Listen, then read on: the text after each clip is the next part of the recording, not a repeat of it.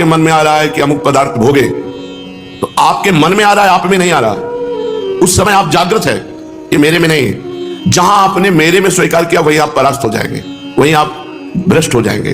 वो विषय, वो घटना, वो परिस्थिति, वो क्रिया आपको भ्रष्ट कर देगी। ज्ञानावस्थित चेतसा, जिसकी बुद्धि में हर समय ज्ञान बना रहता है, मांग मेरे में नहीं, मांग अंतःकरण में है, मन में है। तो उचित मांग हो तो उसको पूर्ण कर दो, अनुचित हो तो बिल्कुल नहीं। तभी साधक हो। उचित अनुचित सब मांगे पूर्ण कर रहे हो तो संसारी हो। जो भोगी पुरुष है, संसारी पुरुष है, वो मन की सब मांगे पूर्ण करने की चेष्टा करता है और सोचता है मैं सुखी हूं। लेकिन जो ज्ञानावस्थित चेतसा, जो ज्ञान में जागृत हुआ पुरुष है, वो नहीं। वो जानता है कि मेरे में कोई कभी कामना हो नहीं सकती और शरीर को लेकर कभी कोई निष्काम हो नहीं सकता। शरीर में जब तक हमारी अहम बुद्धि है तब तक कामनाएं बनी रहेंगी। स्वरूप ज्ञान जागृत होने पर संसार का कोई भी भोग उसे परास्त नहीं कर सकता, क्योंकि क्रिया और पदार्थ ये सब संसार के हैं। क्रिया और पदार्थ का विभाग अलग अलग है, स्वरूप अलग है, क्रियाएं अलग हैं, पदार्थ अलग हैं, वस्तु, व्यक्ति, घटना, परिस्थिति, ये सब माया रचित है। जो किसी भी संग में बंधता नहीं है वो मुक्त पुरुष है, जो हर समय ये जागृत रखता है अपना ज्ञान, अपने स्वरूप का ज्ञान। जैसे अपने लोगों का स्वरूप है श्री जी की दासी, श्री जी की सहचरी, तो हमारी सारी चेष्टाएं उसी भाव से हो।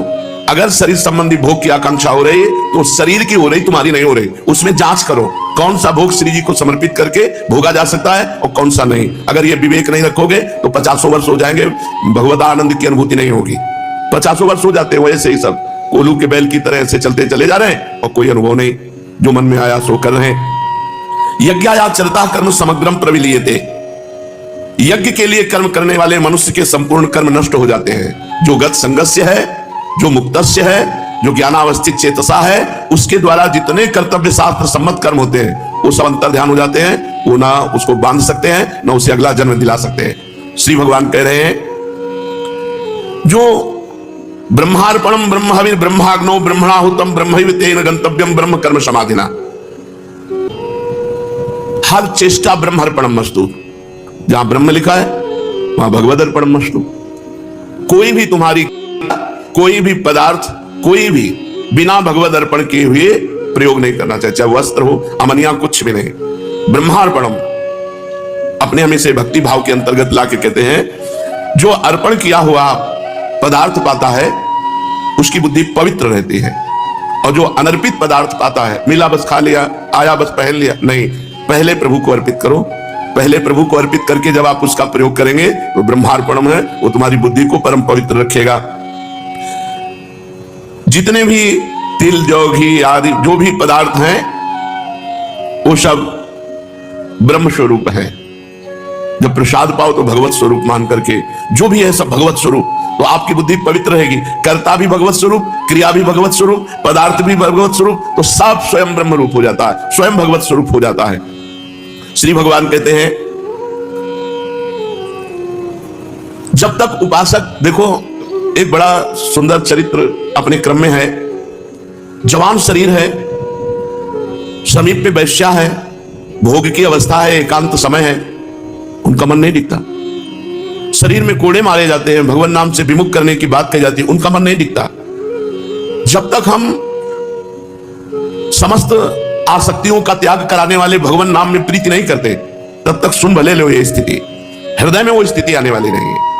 हृदय में स्थिति तभी आती है जो हमारे अंदर भजन होता है। आप थोड़ा सुनो और डट के भजन करो, देखो आप में स्थिति आ जाएगी। आप बहुत सुनो, नानात्मा प्रवचने न लभ्या न मेधया न बहुना श्रुतेन, बहुत सुनने वाले को भी आत्मज्ञान प्राप्त नहीं होता, बहुत प्रवचन करने वाले को भी आत्मज्ञान प्राप्त नहीं होता। जो इसको वर्ण कर लेता है उसको प्राप्त होता है। वर्ण करने का मतलब डट के भजन करो, किसी से संबंध मत रखो। जो पदार्थ मिले शरीर उपयोगी वो भगवान को अर्पित करके बस चुपचाप ले लो, और इंद्रियों के भोग विलास से बचो। बहुत प्रपंच है, पूरे जीवन को नष्ट कर देता है, पूरे जीवन को नष्ट कर। ये 6 विकार, काम, क्रोध, लोभ, मोह, मद, मत्सर, ये क्रम बाई क्रम आते रहते हैं। कभी नाराजगी आ गई तो क्रोध अपहरण कर ले गया, भजन का फल। कभी काम आ गया तो भजन का फल। कभी परिवार से मोह हो गया, कभी अहंकार हो गया, कभी लोभ हो गया, कभी ईर्ष्या, यही सब हमारे भजन को ढके रहते हैं। डट के भजन करो तब बात बनेगी। परम पावन चरित्र श्री ठाकुर हरिदास जी महाराज का, वो यद्यपि यवन कुल में प्रकट हुए हैं, पर श्रीमद् भागवत में कहा गया अहो वत्सो पचतो गरीयान यज्ञभाग्ये वर्तते नाम तुभ्यम ते पुस्तपस्ते जुहुः सस्मुरार्या ब्रह्मानुचुर नाम गृणन्ति एते। आहा, माता देवहूति जी भगवान कपिल देव जी से कहते अहो वत्सो पचतो गरीयान, वो स्वपच, वो चांडाल भी गरीयान माने श्रेष्ठ है, जिसकी जिह्वा पर आपका नाम विराजमान है। तेपुस तपस्ते, उसने सारी तपस्या कर ली, शास्त्र स्वाध्याय कर लिया, सब तीर्थ याटन कर लिया, सब कुछ कर लिया, विधिवत हवन पूजन साधन सब हो गया, जिसकी जिह्वा के अग्रभाग पर आपका नाम विराजमान है, वो चांडाल भी सर्वश्रेष्ठ परम पूजनीय वंदनीय है। जिनकी तनिक सी कृपा की कोर के ही कारण ये नाम रूपात्मक संपूर्ण संसार स्थित है, जिनके भ्रूभंग मात्र से त्रिगुणात्मिका प्रकृति अपना सभी कार्य करती है और बंद कर देती है। भ्रकुटी विलास सृष्टि लय हुई, उन अखिल कोटि ब्रह्मांड नायक भगवान के नाम का महात्म का वर्णन बेचारी अपूर्ण भाषा कर ही क्या सकती है। हरिनाम स्मरण से क्या नहीं हो सकता। देखो, भगवान का भजन करना है, पर गत संगस्य, किसी का संग मत करो, मुक्तस्य, हर व्यक्ति वस्तु पदार्थ घटना परिस्थिति से बिल्कुल अलग रहो, ज्ञानावस्थित चेतसा, हर समय चेतना जागृत करते रहो। मैं भगवत स्वरूप हूं, मैं श्री जी की सहचरी हूं, मैं दास हूं, मैं सखा हूं। जो भगवान ने आपको गुरुदेव के द्वारा भाव दिलाया है, उसी भाव से जागृत रहो। हर समय जो भी आप प्रयोग करो, ब्रह्मार्पणम भगवद अर्पण करके, तब नाम का रंग, नाम भी जप रहे हो, मनमानी आचरण भी कर रहे हो, इसीलिए उसका रंग नहीं चढ़ रहा। भगवान नाम जप से कौन सा कार्य सिद्ध नहीं हो सकता। जिसकी जिह्वा को सुमधुर श्री हरि के नाम रूपी रस का चस्का लग गया है, उसके लिए फिर संसार में कोई प्राप्य वस्तु ही क्या है। यज्ञ, योग, जप, तप, ध्यान, पूजा, निष्ठा, समाधि, सभी का फल भगवान नाम में प्रीति होना है। भगवान नाम में प्रीति हो गई तो आपने यज्ञ कर लिया, जप कर लिया, तप कर लिया, ध्यान कर लिया, पूजा, निष्ठा, योग, समाधि, सबका फल मिल गया आपको। और भगवान नाम जब में प्रीति नहीं हुई तो सब आपका निरर्थक गया। यदि इन कर्मों के करने से भगवान नाम में प्रीति नहीं हुई तो इन कर्मों को व्यर्थ ही समझना चाहिए। इन सभी क्रियाओं का अंतिम और सर्वश्रेष्ठ फल यही है कि भगवान के नाम जप करने में निष्ठा हो जाए। हर समय जिह्वा रसमयी होती हुई बस नाम चल रहा है। जब नाम की ध्वनि चलती है ना तो कुछ सुहाई नहीं देता। जब नाम का नशा चढ़ता है तो बहुत बड़ी सामर्थ्य आ जाती है। बस नाम कैसे बन करके जपना, यह बात ध्यान रखना। हर परिस्थिति में राजी रहना है, कोई आसक्ति नहीं, कोई चाह नहीं। जो चाहो भगवान के चरणों में अर्पित कर दो। असंग रहो, किसी का संग मत करो, तभी नाम का रंग आएगा। किसी का संग करोगे तो उसका प्रभाव आपके नाम जपने की रुचि पर पड़ जाएगा और नाम छूटने लगेगा, नाम में आपका भाव नहीं बनेगा। समस्त सर्वश्रेष्ठ फल है साधनों का नाम में प्रीति हो जाना। भगवान नाम ही साध्य है और सभी कर्म साधन मात्र है। नाम जप में देश काल पात्र जाति वर्ण इसका नहीं, किस जाति का, किस वर्ण का, किस समय किस कोई पात्र है कि नहीं, ये सबका अधिकार है भगवान नाम जप करने में। पवित्र अपवित्र इनका भी व्यवहार नहीं है। पवित्र पवित्रो वा सर्वावस्थांगतोपि वा या स्मरेत पुंडरीकाक्षम सवायाभ्यांतरा शुचि। वो भीतर और बाहर से पवित्र है। जो भगवान नाम जप कर रहा है उसमें पवित्रता का भी विधान नहीं। तुम जैसी हालत में हो, जहां हो, जैसे हो, जिस किसी भी वर्ण के हो, जैसी भी स्थिति में हो, हर समय हर काल में श्री हरि के सुमधुर नामों का संकीर्तन नाम जप कर सकते हो। तुम चाहे जितने बड़े पापी हो, कितना भी बड़ा अपराध बन गया हो, नाम जप से पापी मनुष्य भी परम पावन बन जाता है। अत्यंत नीच से नीच भी सर्व पूज्य बन जाता है। सर्व पूज्य हो बत स्वपचतो गरीयान, गरीयान माने सर्वश्रेष्ठ, स्वपच माने चांडाल, नीच चांडाल भी जिसकी जिह्वा के अग्रभाग पे भगवान का नाम है वो सर्व पूज्य हो जाता है। छोटे से छोटा जगत पूज्य बन जाता है। छोटे से छोटा जगत पूज्य बन जाता है। बुरे से बुरा महान महात्मा बन जाता है। कबीरदास जी कहते नाम जपत कुष्ठी भलो, चुई चुई गिरे जो चाम, कंचन देह किस काम की, जी मुख ना ही राम। भले रोगी शरीर है, भले निकृष्ट है, कोई छू नहीं रहा, बड़ा गंदा शरीर है, पर मुख में भगवान का नाम है तो जगत पावन करने वाला है। और कंचन के समान देह है और भजन नहीं हो रहा है, वो किस काम का शरीर, नष्ट हो जाएगा, किसी काम का नहीं। वास्तव में मनुष्य अगर स्वरूप की तरफ देखे तो हर समय असंग ही रहता है। असंगोहम पुरुषा, मैं असंग हूं। जो मैं तत्व है वो असंग है। इसके अलावा जो हमारा बंधन हुआ वो यही मैं का आरोप कर लेने से हुआ। ये बात जब तक शुद्ध अंतःकरण नहीं तब तक हमारी ये बात समझ में नहीं आएगी जो श्री भगवान गीता जी में कह रहे। 2-4 माला जप लेना और भी भगवत कार्य कर लेना, लेकिन साथ में परिस्थिति का भोग करना। व्यक्ति से लगाव रखना, क्रियाओं में कर्तापन होना, घटना में विक्षिप्त हो जाना, ये सब हो रहा है। वास्तव में मनुष्य स्वरूप से असंगो अहम पुरुषः, जो ये पुरुष है, आत्म तत्व है, ये कभी किसी का संग नहीं करता।